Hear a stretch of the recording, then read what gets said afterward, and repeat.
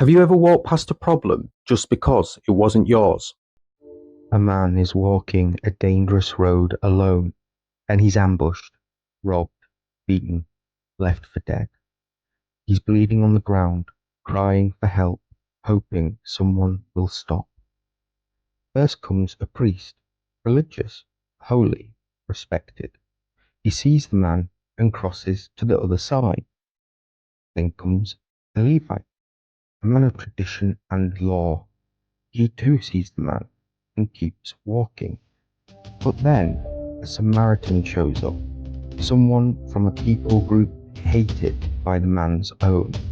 Yet the Samaritan kneels, cleans his wounds, lifts him onto his donkey, takes him to shelter, pays for his recovery.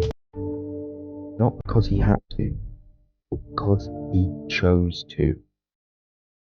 Here's the symbolism. The man who was beaten, he's every one of us, wounded and stripped by life's difficulties, left alone when we need help the most. The Samaritan, he risked himself knowing it could all be a trap set by the robbers and that he could get beaten and robbed for stopping to help. He put the injured man first and himself second. Here's the truth. The greatest measure of a person is not how they treat their friends, it's how they treat strangers. Because love that only shows up for people who look like us, talk like us, or who care for us, that's not love. That's simply convenience. That's simply affirming those of which have solidified our perception of reality and our existence in it.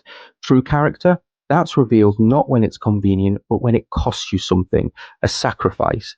Real compassion, it's inconvenient, it costs time, it costs energy, sometimes it even costs comfort or reputation, and it should. The priest walked by, the Levite walked by, they saw suffering and risk and they crossed the road. The Samaritan, he stepped into the danger, he risked his own life, knowing it could be a trap.